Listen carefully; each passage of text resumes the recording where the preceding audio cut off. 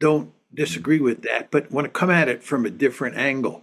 Mm. I think it was crazy for the Ukrainians to invade the Kursk region. And I think, if anything, it's going to speed up their defeat. And as Glenn intimated at the beginning of his comments, probably the reason that the Russians were surprised is that they didn't think the Ukrainians would be foolish enough to try to launch this offensive. Now, the question is, why am I saying this? This is a good old fashioned war of attrition. This is Joe Frazier and Muhammad Ali standing toe to toe, trying to beat the living daylights out of each other. And to put it in slightly different terms, here we have two armies that are trying to bleed each other white to get one to raise up its hands and quit before the other does. And in a war of attrition like this, what really matters is the casualty exchange ratio. And if you look at what the Ukrainians did, they were in a situation where they were losing on the Eastern Front. There's just no question about that. And the casualty exchange ratio on the Eastern Front clearly favored the Russians. So what the Ukrainians did is they weakened their forces on the Eastern Front, cobbled together a strike force that then went into Ukraine. And the first question that pops into my brain when something like this happens is, what happens to the casualty exchange ratio on the Eastern Front, and what is the casualty exchange ratio going to look like in the Kursk region? Well, if you weaken your forces on the Eastern Front, which of course the Ukrainians do and the Russians do not, that means that the casualty exchange ratio is going to shift even further towards the Russians because your forces are weakened. They're spread out more thinly, and the Russians are in a better position to attack Ukrainian positions. And of course, that is what's happening. Then look at what's happening in the Kursk region. What's happening is very simple. The Ukrainians are taking the offensive. And when you take the offensive in modern warfare, especially in a war of attrition, that means you get out of your holes, you get out of your trenches, and you start moving across open territory. That means you're exposed to the adversary. Now, you may be able to get away with that if you have air cover, but the Ukrainians do not have air cover. In fact, the Russians command the skies. And furthermore, they have a gazillion drones up there. So you have these Ukrainian forces, they're out in the open, on the move, and are providing a rich target set for the Russians. And the Russians, of course, who get caught with their pants down, there's no question about that. What they do is they bring in lots of drones, they bring in lots of TAC air, and they bring in lots of artillery, and they start pounding those Ukrainian forces that are out in the open. And unsurprisingly, there have been many thousands of Ukrainian casualties, and they've lost an enormous number of armored vehicles. And one analyst estimates that they've been losing 2 times as many armored vehicles per day in the Kursk offensive than they were normally losing on the Eastern Front. This is really quite shocking at first glance, but once you think about it, it's not that shocking because they're now out in the open. You want to remember, the Ukrainians are not out in the open on the Eastern Front. They're dug in. They're fighting from, well-fortified positions for the most part. This is no longer the case when you're on the offensive. So the Ukrainians are suffering greatly in terms of the casualty exchange ratio. But you may say, well, John, what about the Russians? Aren't they suffering? Well, the answer is no, because there were hardly any Russian forces in the area for the Ukrainians to kill. Why do you think the Ukrainians were able to invade this territory and capture so much land? The reason's quite simple. There were hardly any Russians there to contest them. So the Russian casualty levels are actually quite low. I don't want to make light of the fact that probably quite a few Russian soldiers died or were badly wounded, for sure. But compared to the Ukrainians, small number. So what's happened here, if you put all these pieces together, is that the Ukrainians have weakened themselves on the critically important Eastern Front. And if anything, the casualty exchange ratio there will shift in favor of the Russians even more than it was before August 6th. And then if you look at what's happening in the Kursk offensive, I think this is just a disaster. The last thing is you want to do is sort of get out of your holes and start moving out in the open, as I said before. So, if anything, when you put these two fronts together, the Eastern Front and the Kursk Front, and you ask yourself, what's the bottom line? I think the Ukrainians have speeded up the rate at which they're going to lose this war. And of course, they are going to lose this war, which was manifestly clear even before August 6th. Well, that's my basic take on this Kursk offensive. Or can I just say that I also agree with all of that also? I think that's entirely correct. And if you follow events very closely, I think everything that you've just said, the facts bear it out. By the way, the commentator that you mentioned who says that they're losing, that the Ukrainians are losing armor at twice the rate that they were in other places before. He is very, very pro-Ukrainian. He's not someone who is at all, he's not a critic of Ukraine, but he's not happy with this operation. I think, Alexander, you're getting to the point now where it's difficult for even the most supportive individuals, supportive of Ukraine, those individuals, to deny what's happening on the battlefield. The writing is on the wall. But it seems that if this is, again, this is a war of attrition, and in a war of attrition, you really want to, as you point out, exhaust the adversary. Now, it seems to me that Ukraine's defensive lines would be the best approach to do this, because they have this multi-layered defensive line. So it costs a lot for the Russians to break through, both in manpower and in terms of equipment. So, and every time the Russians break through, the Ukrainians can just fall back to the next pre-prepared line. So they had this in Donbass, but instead, this is what's surprising to me with this Kursk invasion, because they go into this wide open, low populated areas with hardly any Russian soldiers. And as you said, they're out in the open, they can be knocked out. And, not to draw too strong parallel, but, when Napoleon and Hitler went in to Russia, a key problem was protecting their supply lines. Now, obviously, this is a much smaller invasion, but nonetheless, a key problem has been to be able to supply these forces because they're inside Russian territory. And we see not only are they exposed to Russian drones and missiles, but the Russians have been able to knock out the fuel supply, which grinds them to a halt, and they can't really defend these areas because they don't get the engineering equipment into Russian territory either, where they can effectively dig in and hold this position. So I think that the part of the calculation of the Ukrainians was they storm into Russia. Russia have to divert all its troops in towards Kursk to stop this down. Instead, it looks like the Russians are just they're taking out the different troops and stabilizing the front lines. Meanwhile, taking a huge advantage of what's happening now in Donbass. Just as one example, if you look at Pokrovsk now, this towns which just keeps falling one after another. This Novogrodivka, within the 3 days, this is a very strategic area right before Pokrovsk. The Russians took it. They didn't even have to, usually they had to destroy an entire town in order to move forward. Now they just sent in infantry, and they took the town almost undamaged in 3 days. It's completely absurd if you've seen what's happened in the past. So they gave up all this fortified defensive line in order to go on the offensive. And I can see what they wanted to go for, but I'm not sure how.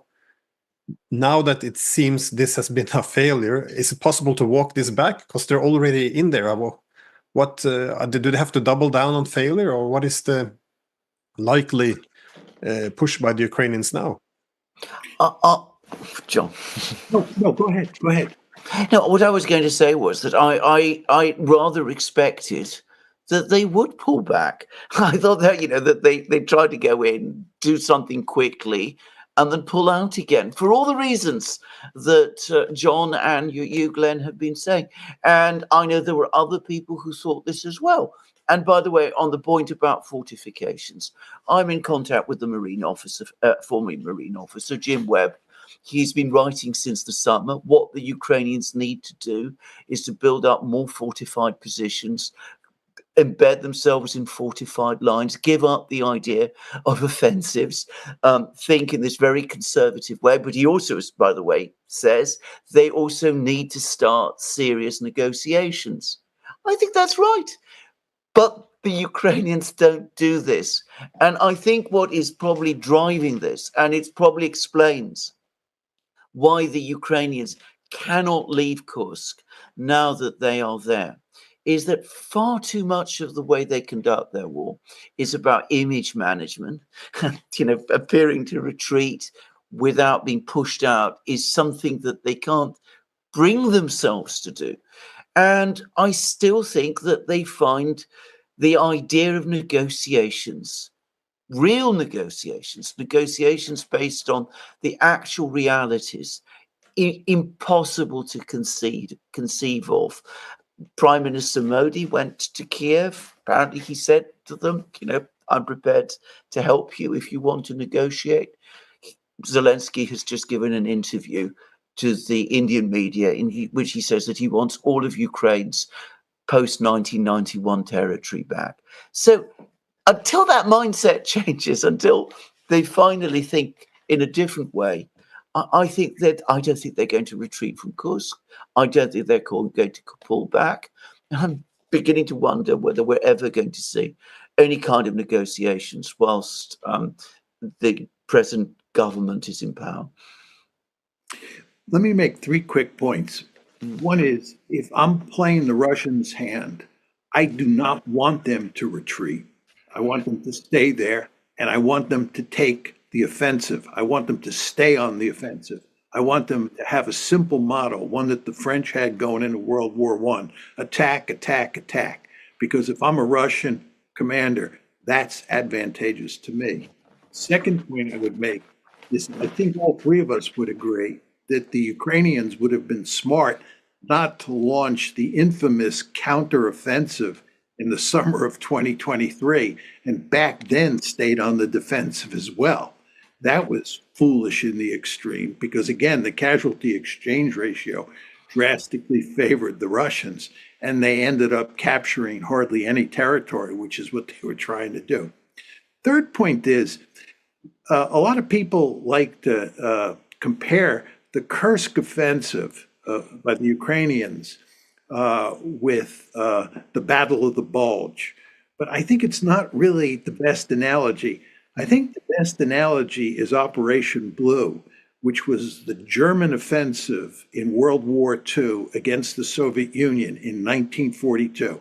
You remember in 1941, the Soviets go in with Operation Barbarossa, and there are 3 big prongs, one that goes toward Leningrad, one that goes towards Moscow, and one that goes into Ukraine.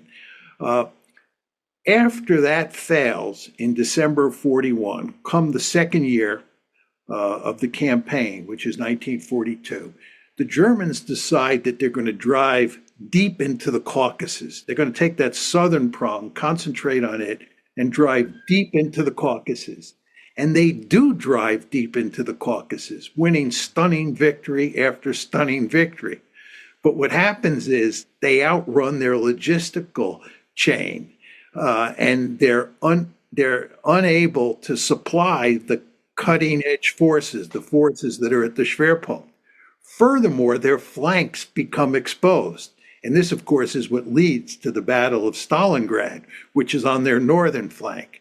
So over the course of 1942, early 1943, what the Germans end up doing is getting clobbered and being forced to withdraw from this huge salient they had created early in 1942.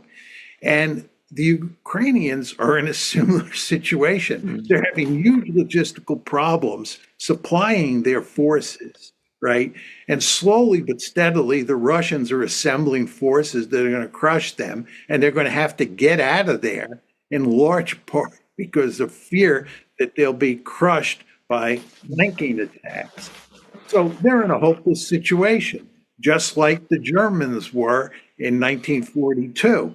It looked initially like a big victory, but over time really matters when you're analyzing what happens in warfare. Over time, the Russians are going to deal a decisive blow to those Ukrainian forces in the Kursk region. This is why I also criticized what I call the Western obsession with territory, because this is they keep celebrating all of this as victories, but as you said, with each new territory taken, they lose a lot of men, and also they get stuck there. So now with this huge casualty rates, what are they going to do with all the new recruits they're able to assemble? Everything has to be sent in to reinforce, and the deeper they get into Russia, the worse the situation gets. The less air support they have, or less air defense, which means they can be pummeled. The logistic lines become worse and worse, and it feels like all the benefits aren't really there. Of course, one of the objectives was to contribute to pull in NATO. Indeed, Zelensky kept making this argument that, look, we can invade Russia. They're not doing anything. All red lines are broken. So, let us strike Moscow effectively with long range. And but there's also this idea that they would panic the Russians. Instead, it looks like the Russians are taking it with great ease, instead taking advantage of these poorly defended front lines in the Pokrovsk direction. Also, the idea, I mean, I know it's become common sense in the West, this humiliation of Putin, but I see the opposite now. For the Russians, this used to be a war intervening in Ukraine to prevent NATO's incursion and protecting Russian speakers. But now they're defining it as a war of liberation, as the Ukrainians, backed by NATO, has invaded their homeland. I mean, this is just a terrible, terrible idea.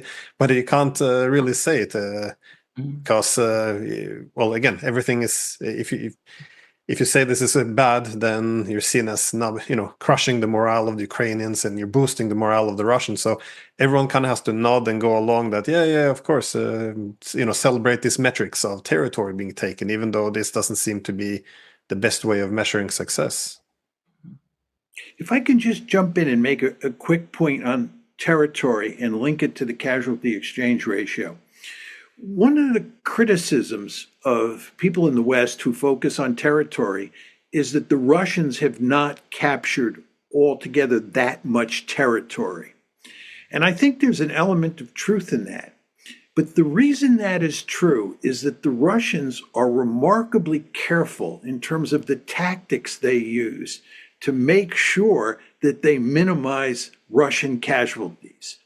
So, you hear all this talk, not as much as you used to, but you still hear it occasionally, where the Russians are sending wave after wave of untrained soldiers into this meat grinder, and therefore the Russians are suffering enormous casualties, especially when compared to the Ukrainians. If you look at Russian casualties, you look at the various indicators, that's simply not true. And the reason it's not true is that the tactics they are employing are very clever tactics that are designed not to maximize the amount of territory they capture, but are designed to minimize the number of Russian casualties. So the Russian casualties remain quite low as wars of attrition go, whereas the Ukrainian casualties are through the roof. I don't know what the final count is going to look like, but I would not be surprised if, when all is said and done in this war, that the Ukrainians have suffered 3 times as many casualties as the Russians have. I'm not saying that's for sure, because as both of you know as well as I do, it's really tough to come up with solid numbers. But my guess is that the Ukrainians are just suffering much more than the Russians, suffering much greater casualties. And of course, this has a lot to do with the imbalance in artillery and air power as well. I don't want to make light of that. But I also think it has a lot to do with the fact that the Russians are not obsessed with taking territory. They understand it's a war of attrition, and what they're doing is minimizing their casualties and maximizing the Ukrainian casualties.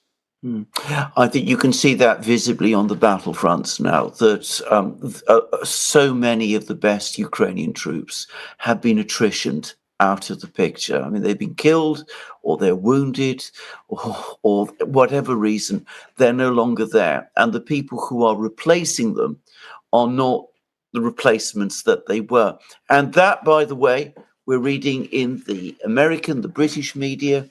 There's articles about this now, that Ukrainian numbers of men that they can put in the front lines are down, and that the quality of their soldiers is declining. And that's the product of attrition, which is not affecting the Russians at all in the same way. Now, what has to happen before people in the West understand this? Because this is what I find so strange, because we have this situation repeat itself time after time when we can see that the Ukrainians suffer this terrible attrition. And there doesn't seem to be any capacity on the part of some people in the West, quite important people, Western governments, our British government. We've had quite a lot of revelations about what is being discussed in London. It seems that in London, the new prime minister and his officials were elated by these events in Kursk. They don't seem to understand at all that territory is not really the issue in the war, at least in the way that they imagine. They are, on the contrary, went out of their way to try and associate themselves with this Ukrainian success. What has to happen before they suddenly understand that this is an attrition war and not a war in which, the advantage is provided, the metric of success is territory? Do we have to see a total Ukrainian defeat? Do we have to see hundreds of thousands of people killed? I mean, when will the penny drop? Does the Pentagon understand that? I would have thought that they would least would. Just asking. But I think, Alexander, as long as it's the Ukrainians who are doing the dying and not Westerners, we in the West are willing to continue this war forever. I think what's going to end it is one of two things. Either the Ukrainian military is going to collapse, which is a serious possibility, as we've discussed before on this show. It's not likely or for certain, but it's a serious possibility. That's one possible way of ending this war. And the other is that the Ukrainians come to the realization there's no way they can win this. And if they do continue it, the situation is just going to deteriorate. Again, this is an argument the three of us have been making for a long, long time. And it is possible that the Ukrainians will realize the power of the logic behind this argument and try to work out a deal. But I think absent those two possibilities, it's just hard to see how this one is shut down anytime soon. I think this expectation and excitement about territory is also quite harmful because, I made also a point before that Zelensky is often criticized for, what's often well defined as PR stunts. But one also has to keep in mind that these PR stunts are necessary for him in order to put Ukraine back in the headlines and to make the West excited and send more weapons because, we were all talking about how Ukraine was losing and people kind of lost interest in it. And suddenly now it's top of the news. Ukraine is winning again. We're excited. We're going to send weapons. And of course, it's all nonsense. It's going to end up much, much worse. But this is kind of the game they have to play as well because of the way we in the West are responding to this. And I think it seems to me that a key problem is, again, how we define this. As you mentioned before, you said that even the pro-Ukrainians are now getting very worried. But from my perspective, what has been pro-Ukrainian, as you also said, Mearsheimer, for more than 10 years, is that they shouldn't go down this path. They don't invite NATO onto your territory. This is not pro-Ukrainian. This will assure the destruction of Ukraine.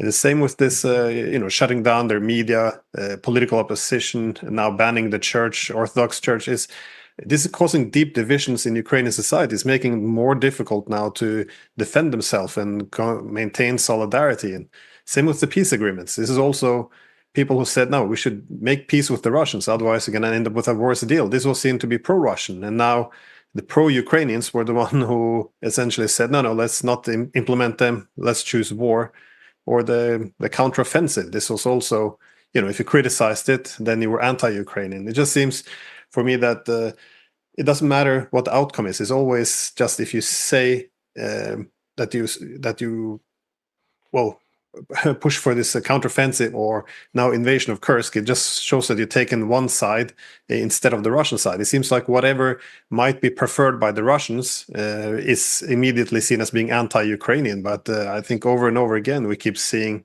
quite the opposite, that all this so-called pro-Ukrainian positions ends up just devastating the country. Imagine if we wouldn't have toppled the government or any of these terrible decisions. But nonetheless, everything horrible to Ukraine is always positioned as being a pro-Ukrainian policy, simply because Russia might benefit. The irony is, of course, if you threaten Russia, Ukraine will definitely not benefit. And yeah. Just to pick up on this, it's interesting. If you look at the Israeli case and the Ukrainian case, here are two countries that are in deep trouble. I know we're going to discuss the Israeli issue shortly, but Israel is in deep trouble. And what it's doing is doubling down, which is not what it should be doing. It should be thinking about how to get out of the mess that it's in, but it's not. It's just making a bad situation worse. And the same thing is true with the Ukrainians. And in both cases, you have the West, and here we're talking mainly about the United States, although not exclusively, because the British and the Germans are joined at the hip with the United States in both of these instances. But anyway, we in the West are backing the Israelis as they dig deeper and deeper, and we are backing the Ukrainians as they dig deeper and deeper. And you really sort of wonder about the collective wisdom of the foreign policy establishment in the West, especially in the United States, from my point of view. What are these people thinking? It just seems to me that anybody who looks at these conflicts in a cold and calculating way, which is the way that we do, it's kind of hard to avoid the conclusions that we're reaching. I don't mean to sound like I'm patting the three of us on the back, but I just sometimes scratch my head and say, I listen to this Western propaganda about both Israel and about Ukraine. What are these people thinking? The facts on the ground bear little resemblance to the story that they're telling. Well, I think this is absolutely correct. You don't need to be a genius to see that Ukraine is losing the war. It's obvious. What is this operation in Kursk actually achieved so far? It's captured one small town of 5,000 people and a couple of villages. A large number of very little villages in a forested and thinly populated area, and it's costing Ukraine thousands of men. And in the meantime, exactly as Glenn said, all their places like Kursk, a major logistical place, a big industrial center, all of that is about to be lost. It doesn't need you to be an analyst of any great ability to see that. But you never see it discussed in that way. It's always discussed in this incredibly emotional terms. At least certainly in Britain it is. Invocations of Churchill, talk about appeasement, not appeasing the dictator. It's always discussed in terms of political will. If we have the will to give the support to Ukraine that Ukraine needs, whatever that support is, there's never any discussion, I noticed, ever about actual material possibilities, what number of weapons or what amount of money or what it would be needed to do to turn this thing round. It's never talked about in that way. It's always about will and emotion. It's never about the kind of analysis that, well, I think in our own different ways, each of us tries to do. Yeah, when I was younger and began my PhD work and then my early career as an academic, I wrote about conventional deterrence, and I studied the conventional balance in Europe. I studied the Israeli wars very carefully, 56, 67, 73, and I studied World War I and World War II. I know an enormous amount about how those wars were fought. And of course, I was in the American military during the Vietnam War, so I paid great attention to the question of how the United States might be able to win or maybe can't win that war, and so forth and so on. And the one thing I learned in all those studies is that you have to have a theory of victory. You have to have a story that tells how you're going to win. And you have to be able to figure out what are the things that really matter on the battlefield that determine whether side A wins or side B wins.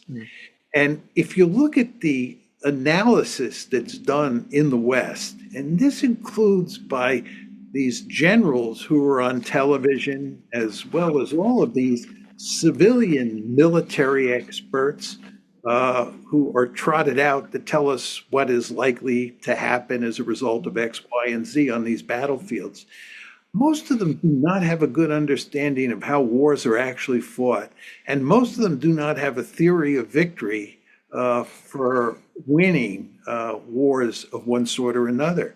And I think this lack of depth, this inability to sort of analyze wars in a really sort of sophisticated or semi-sophisticated way is really quite stunning. And the end result is you have these generals who are trotted out as, great seers of the future who end up with egg all over their face. I mean, David Petraeus talking about the counteroffensive and where it's going to lead. Even when the counteroffensive was clearly doomed, he was predicting victory. And you just sort of say to yourself, what's this guy thinking? Where are we here? But that's the story in the West. And that's why most people in the West think about these different wars so differently than we do. I think when you mentioned your doctorate, I thought about my own PhD because I did a PhD on the post-Cold War European security architecture organized around the EU and NATO as inter-democratic security institutions. And I thought it was also interesting because I looked at it from the extent to which it either reduced or intensified the security dilemma to cut effectively Russia out of the new Europe, as long as it's organized around these so-called democratic institutions. And I found it interesting because if you look at security dilemma, again, the security competition should really be the point of departure in any discussion of security, that is. But I noticed very quickly when I went to any conferences or anything to discuss the security dilemma, everyone was quite comfortable discussing how Russia undermines our security. But as soon as you pointed out how we might undermine their security, it was almost as if it was treasonous. Like, why are you taking their side? And for me, it was a bit shocking because if you can't discuss the security concern of the other guy, how is it possible to find any political solutions? And it kind of dawned on me, this is essentially the world we're living in now. We're not discussing political solutions. And I can't remember ever opening any newspaper or watching a TV program where they actually discuss, well, this is what the Russians are worried about. This is how their security policy addresses this concern. Now, how can we increase our security based on what they're worried? Never. Indeed, the whole concept of recognizing Russian legitimate security concern is some kind of an appeasement. And this is interpreted as being loyal to our side instead of taking their side. But the great irony is we can't enhance our own security if we don't recognize that we also then can't always increase our security at the expense of theirs. And that's why I thought it was interesting both of you drew this link to Israel, because it's the same there. I mean, if you care about Israel, it's also always translated into, if pro-Israeli means you make excuses for the war they're fighting in Gaza, and you want to delegitimize the other side, so the Palestinians, Hezbollah, Iran. But this is the opposite of what we should have been doing, because we're putting them on a path to suicide, it seems. We should be looking at the legitimate security concerns they have. Not everything, but the legitimate ones, and address it to, again, reduce the security competition. But we're doing none of this. Instead, it's always, if you're pro-Ukrainian, just do anything that's anti-Russian, and if you're pro-Israel, just push hard and ignore the rivals. For me, it seems like a collision course. And on that topic, I guess, to what extent are we, Alexander and John, on a collision course now? Because many people are breathing out that the Israelis and Hezbollah and all are taking a step back, but are they really, or taking a pause? Where are we standing here? I'm just going to express my own quick view. I was listening to Prime Minister Netanyahu when he came to the United States, and he addressed Congress. And my own view, I mean, I've been listening to Netanyahu for a long time.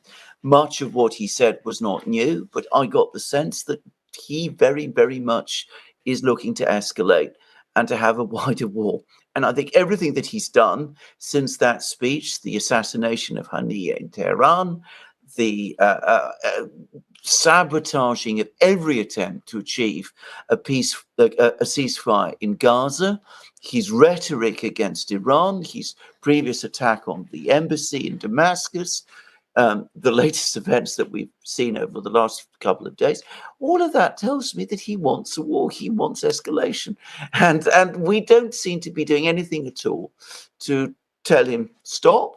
On the contrary, when we, and by the way, in this I include the British, who are absolutely fully engaged in this, whenever it comes to telling people we need moderation, we need restraint, it's the Iranians we address it to, even though recently, maybe not always, but in the last couple of months, ever since the events last October, it's the Iranians who've been exercising restraint. So we ask for more restraint from the party that's exercising restraint, and we never ask the same from the side that isn't. That's how it looks to me. So given that this is the situation, I cannot see how it can end in any other way than in a smash. Now, I'll be interested to hear what Professor Mearsheimer has to say. Just before I talk specifically about the Middle East, I would note that both Zelensky and Netanyahu are trying to drag the United States into their wars. And in both cases, the United States wants to stay out. But Netanyahu is not acting all that differently from Zelensky. And one could argue that the reason Zelensky invaded Ukraine, one of the reasons was to cause the Russians to retaliate in a way that would bring the Americans in. So the United States has to be very careful that it doesn't get dragged into either one of those wars. Now, I agree with Alexander, but just to embellish his point a bit and talk a bit about what Netanyahu's nitty-gritty incentives are. First of all, I think he wants to drag us into a war with Iran, so that we bash Iran. Iran is weakened, and I think he's especially hopeful that we destroy its nuclear capabilities, because, as you both know, the Iranians are not far away from becoming a nuclear weapons state, because they've been enriching uranium up to 60%. That's one reason. Another reason is he wants the war to continue. He doesn't want the war to end because he fears that if it ends, he'll be toppled from power. Third reason, and a very important reason, he's bent on ethnically cleansing Gaza, and he'd like to ethnically cleanse the West Bank as well. And the Israelis know that the best opportunity for cleansing comes with a big war. You want to remember that two big cleansings that have taken place so far were the Nakba in 1948, where the Israelis, in the context of that war, drove probably about 750,000 Palestinians out of the country. And then the second big expulsion was in the wake of the 1967 war, when they probably drove about 250,000 Palestinians out of the West Bank. So I think their belief is that if they can get a big war going, that will provide the perfect opportunity to ethnically cleanse Gaza and maybe even ethnically cleanse some of the West Bank. So for all those reasons, I think Netanyahu really wants to get the Americans involved. The Americans, of course, are going to great lengths not to get involved. We're doing everything we can to tell the Iranians not to retaliate. We didn't want Hezbollah to retaliate. And we're doing everything we can. I shouldn't say that. That's incorrect. We're trying, without really trying, to put a ceasefire in place in Gaza. But I think Alexander may be right with regard to the Middle East, that a big conflict is coming, and that despite the best efforts of the United States, there's nothing we can do about it. I would note, Alexander, I know you've talked about this, the Iranians have not retaliated yet. But if you listen to them talk, it's hard to believe they're not going to retaliate at some point. And my sense there, for what it's worth, is the Iranians are waiting till the Americans draw down their forces in the region, and we in effect let down our guard, and the Israelis do the same thing, and then they'll strike. But if the Iranians strike, and again, they indicate that they are going to strike, and it is a significant strike, the Israelis are really going to go back at them. And furthermore, when the Iranians do strike, we, the Americans, and even the Europeans, the British and the French, are committed to helping the Israeli. So we are going to get dragged into the conflict. So we may have this, big conflict that the United States is actually trying to avoid. I completely agree. And by the way, on the question of being dragged in, Israel is not just trying to drag in the United States, it's trying to drag in the Europeans as well. It's not been widely reported, but the Israeli foreign minister, Mr. Katz, had a meeting with the British and French foreign ministers. And he said if Iran attacks Israel, and Israel needs to conduct a counterattack against Iran, well, it's been told, it's been promised in effect by the British and the French that they'll be there with Israel. Now, that almost certainly was not true. I'm sure that the British and the French made no such promise at that meeting. And in fact, when the actual eventual readout was provided by the Israeli Foreign Ministry, it sort of toned all that down. But apparently those words were in fact said. So you can see what's happening. The Israelis are trying to get as many people. They're trying to create, in effect, an international coalition around themselves to fight Iran. I don't think they're going to get it. I don't think the British public, for example, is in any mood to get itself drawn into a war with Iran, or with Russia for that matter, by the way. But I sense myself that Netanyahu wants his war, and I think he's going to get it at some point.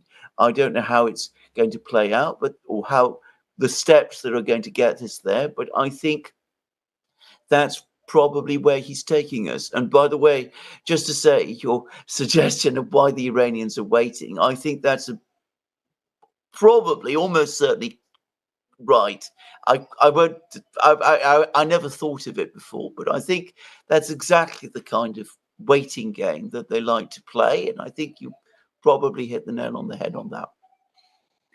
Yeah, but just to take this a step further, the question I would ask you two guys is, how does Israel win any of these conflicts? I mean, if you look at what happened with Hamas in Gaza, it's hard to argue the Israelis won, certainly given the goals that they had, which were to destroy Hamas and eliminate any sort of meaningful military threat from Gaza. They didn't succeed.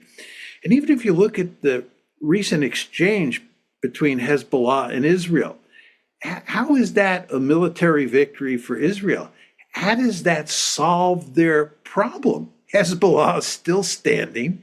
Hezbollah, by the way, did not use any of its ballistic missiles to attack Israel. So it has this huge inventory of ballistic missiles and still drones and rockets and so forth and so on. The threat is still there. They're still going to continue to be firing at each other. Israel doesn't have escalation dominance.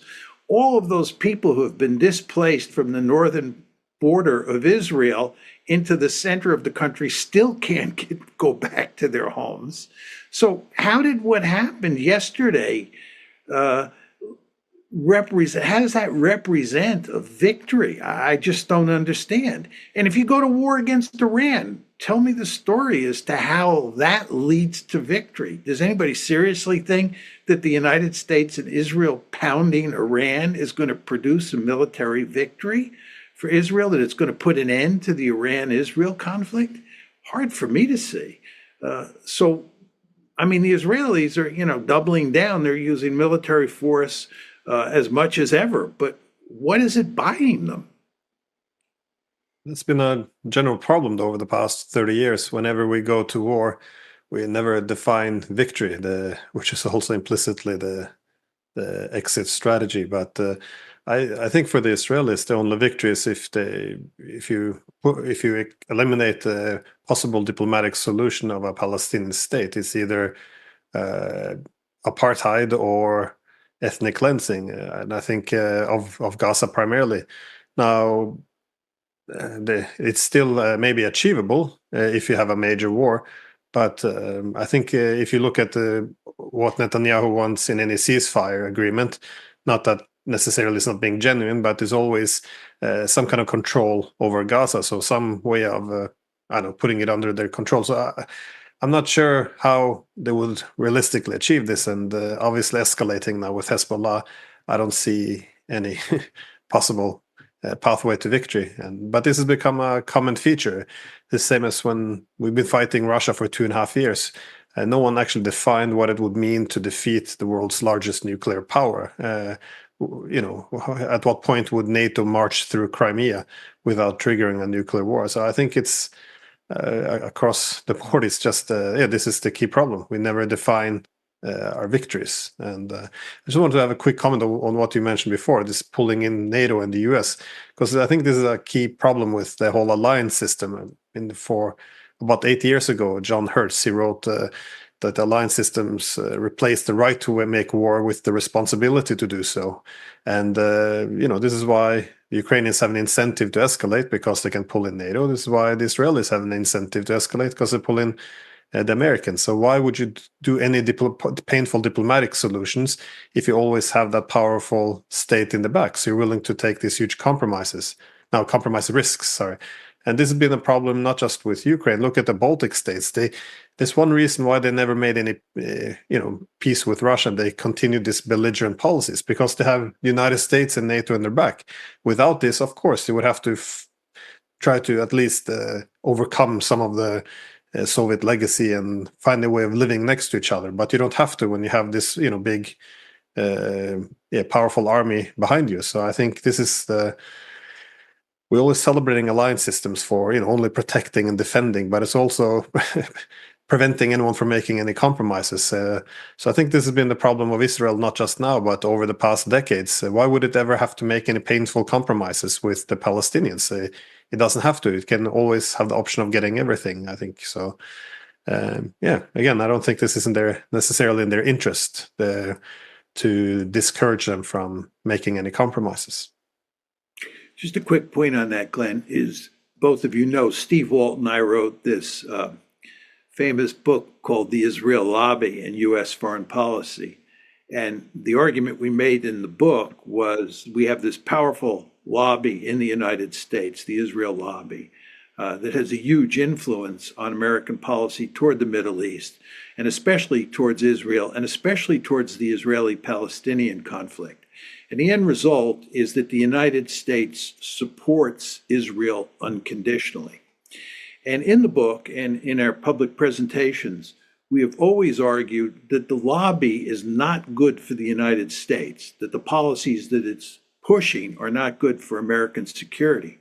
But we have also argued emphatically that the policies that the lobby is pushing, which is to support Israel unconditionally, are not good for Israel. So when you look at American policy towards Israel, it is important to understand that there are many policymakers over time, presidents in particular, who have wanted to put significant pressure on Israel not to do foolish things that were not only not good for the United States, but not good for Israel itself. But those presidents could not put any pressure on Israel of any consequence, in large part because of the lobby, because the lobby demands that the United States support Israel unconditionally. So here's a country, Israel, that is really in deep trouble. It is in deep trouble, and it is digging deeper and deeper. And what is the lobby doing here in the United States? And by the way, there's a lobby in Britain and lobbies all across Europe as well, which is one of the reasons all these governments support Israel no matter what it does. What all these lobbies are doing, right, is they're helping Israel dig that hole at a more rapid rate and get deeper and deeper into the ground. This is not smart. Those lobbies, those so-called supporters of Israel, right, ought to think long and hard about what's going on here. And Glenn, this gets back to your point about Ukraine. People like us are portrayed as being anti-Ukrainian, and all of these supporters of endless war in Ukraine are supposed to be the great defenders of Ukraine. Your point, which I agree with, and I'm sure Alexander agrees with, is that this is completely backwards, and all these cheerleaders for Ukraine are leading it down the primrose path. I'm making the same argument with regard to Israel, right? If Israel's supporters were hard-headed strategists and were forced to think clearly about the policies they're pushing, they would see that it is not in Israel's interest to continue digging deeper and deeper any more than it's in Ukraine's interest. But the problem is that people like us just don't have much voice in the existing system. I think this is absolutely correct. All my lifetime, I hear about how Israel is winning, except of course it never wins. I mean, it's always a process of winning. You win every tactical battle, but at the end of the day, you find yourself in a far worse situation than you would have been in if you had been prepared at some point to compromise. They've had ample opportunities to do that in 67, in the various negotiations that took place in the 1970s, at the Geneva Conference, I remember, which has been floated for the 1970s after Camp David agreements, but they never do it because they never really feel that they have that pressure on them, that need to negotiate, which is what Glenn was talking about. They can always hold out for whatever maximalist objective that they have. And in the end, it's where it's brought them to is the position in which they are now, where they've got an unwinnable war in Gaza, which they don't know how to end and they don't want to end, where their economy is in a very poor state. It's declining. Their credit rating is declining. Their army is exhausted. There's arguments between the prime minister and his generals, with reports in the Financial Times saying that the prime minister is calling the generals cowards, which is incredible. But that's, the Financial Times that's saying that. And they're drifting into a conflict with Iran, a very big country, potentially a very powerful one. Again, I can't understand what victory there would be. But nobody is making these points in the way that you've just made them, John. Nobody's doing that. Everybody looks at this purely in very tactical terms. Can we conduct a successful airstrike on Iran, as if that ultimately achieves anything? All it's going to do is to make the situation worse. And I don't know what has to happen before it changes. I think in Ukraine, where there is a major, preponderance of power on the Russian side, and they can at least at some point bring the war to an end on some kind of basis that works for them, I think we can perhaps see a possible, or what we can look forward one day to a day when there won't be a war there. But in the Middle East, I have to say, I look upon events with dread. And I think for Israel, it's now an existential situation. I think that they're in a more dangerous position now than they have ever been in their history. All this winning, where has it brought them? Yeah, just two quick points. One is that the political center of gravity in Israel over time will move further and further to the right. If you just look at the demographics, and you see that the more extreme groups are having large numbers of babies. And furthermore, I think with the passage of time, more and more secular Israelis will leave and go to Europe or the United States, given what's happening inside Israel. So I don't think there's much hope that Israel will come to its senses. I think the Ben Gavirs and the Smotriches are the wave of the future. That's point one. Point two is I just wanted to talk a little bit about how Israel's military situation has changed over time. As I told you, when I was young and studying conventional wars, I studied the Israeli cases. I mentioned the 56, 67, and 73 wars. I also, of course, studied the 48 war and the 82 invasion of Lebanon. And in those days, the Israelis fought wars against other countries, and the wars mainly involved engagements on the battlefield. But the threat environment that Israel faces is fundamentally different today. It's not a conventional war with Egypt or a conventional war with Syria like it was in the old days. Now the problem is they're facing these adversaries who are armed to the teeth with missiles, rockets, and cruise missiles. And they have no way of dealing with that threat. It's really quite amazing. I mean, Hamas is not a regular army by any means, right?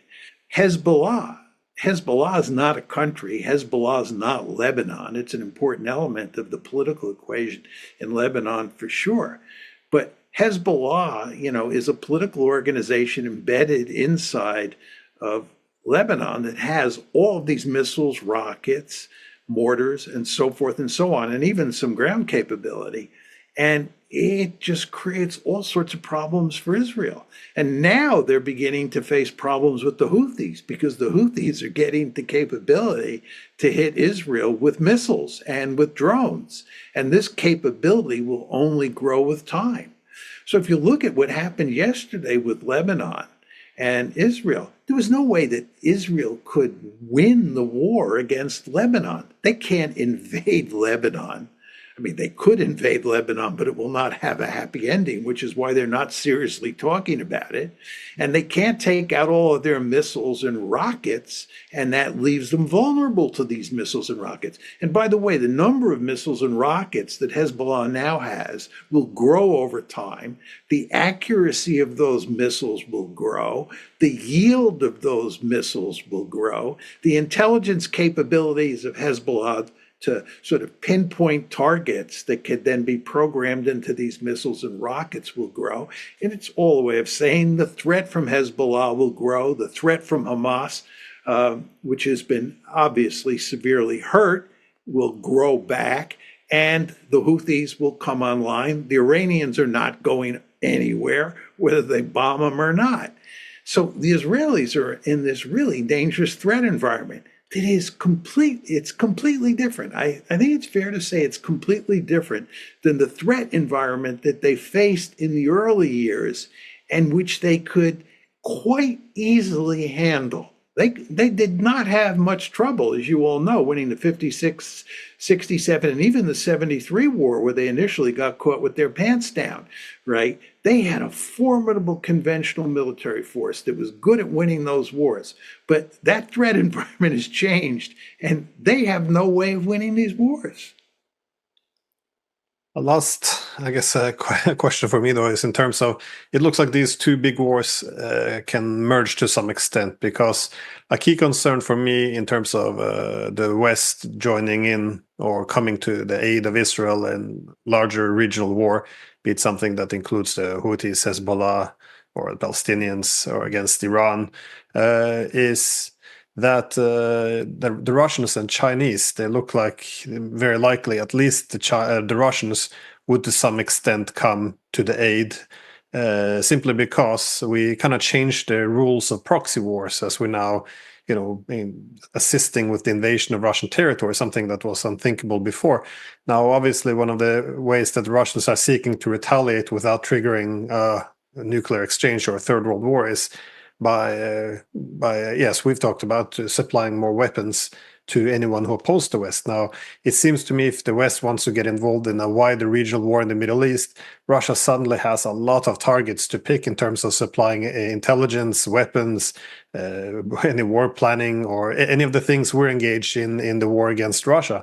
So it seems dangerous for us at this time to start a huge regional war, especially after we exhausted so much of our own weaponry to fight Russia. So what do you two see as or predict in terms of what would happen if we would actually come to the aid of Israel in a wider regional war? Would the Russians and the Chinese come in to assist be it the Houthis or the Iranians, any of the other actors?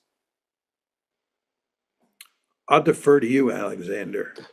Well, I think that there is going to be a major difference from what we saw before, because of course when the West got to some extent bogged down in Iraq, the Russians kept away. They wanted good relations with the West at that time.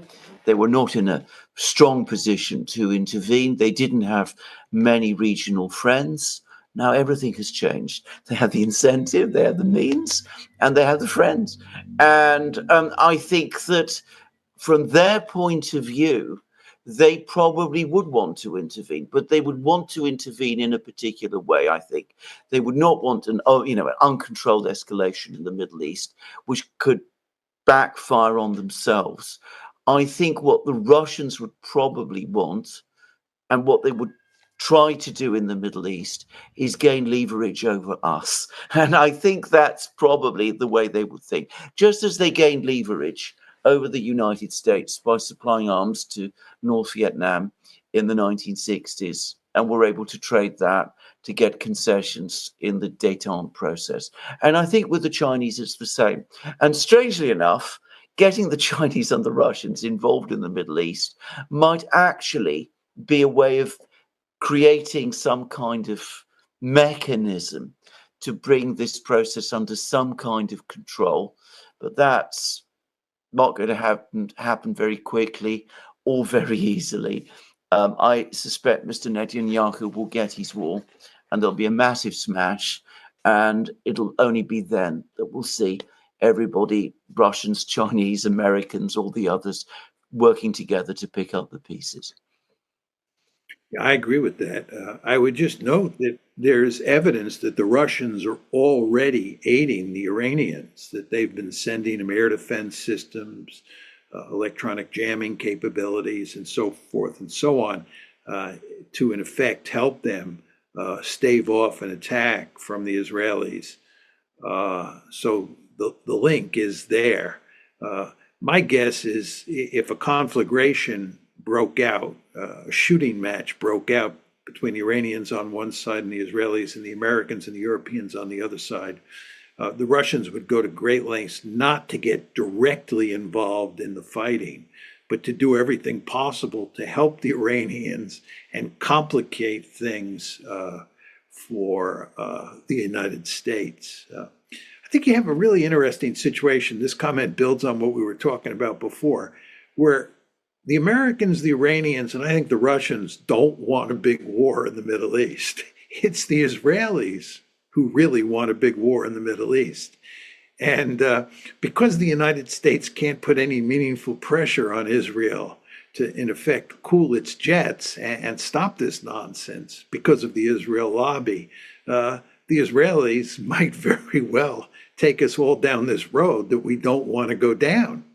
You want to remember that on April 1st, it was the Israelis who killed a number of people in the Iranian embassy in Damascus and precipitated the April 14th attack by Iran against Israel, and then the Israeli attack against Iran on April 19th. And then it was again the Israelis who on July 31st killed Haniyeh in Tehran and have precipitated what we think is going to be a major Iranian attack on Israel. So you can see the Israelis are doing everything they can in terms of concrete actions to drag us in, drag the Iranians in. And I think they wouldn't mind if the Russians got involved either. But all three of these other players, other than the Israelis, are interested in avoiding a big war. And it'll be interesting to see just how successful the Israelis are at pulling us all in. That brings me back to my earlier point that if we really wanted to prevent or avoid Iran striking, retaliating against Israel, what we really should be doing is reach out to the Iranians and say, okay, we're going to put restraints on the Israelis if you do the same. But instead, we see we're sending letters to the Iranians where we're blaming them for everything. We're not even condemning the Israeli attack and suggesting that everything in the region is therefore their fault for supporting terrorism without any of the context. It just is, we're signaling to the Iranians, you have no diplomatic partner. We're not going to constrain them. So effectively leaving the use of force as the only one. Again, I see the parallel to Russia in 2021. We kept telling the Russians, we're going to continue to build up in Ukraine our military force. We're not going to implement Minsk. We're not going to give you any security guarantees, anything you need to feel secure. We're just going to continue to mount more and more weapons, which will probably be used against you to take Crimea by force. If you don't like it, you're going to have to use military force. This is effectively the message we're sending them. And I see the same with Iran now. We're not giving them anything, and this is always interpreted as being, tough on them, or this is how we're deterring them. But deterrents have to be balanced with something else by actually accommodating some of their concerns, and they do have concerns. But again, I see what they want to do, but they're doing exactly the opposite. So I think just very quickly, Glenn and Alexander, one problem here is that the Iranophobia and the Russophobia in the West is so off the charts that it leads naturally to dividing the world up into two groups, bad guys, good guys. And if you divide the world up into bad guys and good guys, and that's how you think about the world, it's very hard to be a first-class strategist, right? Because you instead are thinking about the world in terms of right and wrong, good and bad. And that's not what you want to do. You want to pay really serious attention to what your adversary's legitimate interests are and take them into account when you fashion a policy. But we are incapable of doing it. I think it's actually more difficult to do with regard to the Russians, because the Russophobia and the Putin phobia is so potent. It's also true with regard to the Iranians. It's just amazing the extent to which the Iranians are portrayed as the devil incarnate, which makes it impossible for us to have any form of meaningful relations with Iran and do anything to sort of put these problems that we have to bed. I completely agree. I think was it Talleyrand who once said it? The worst thing a diplomat can fall into is an excessive zeal. I think we have far too much zeal. I think this is what we have, and that's the problem. It's clouding our judgment, and it's making real diplomacy impossible, because in this kind of atmosphere, this very, very heavy atmosphere, you can't negotiate with the devil incarnate. That's impossible. It's appeasement. And that's the word that's always brought out. Appeasement is not a specific event that took place in the 1930s in Europe. It's something that applies all the time, everywhere, in every place, but especially when the Russians and the Iranians are concerned.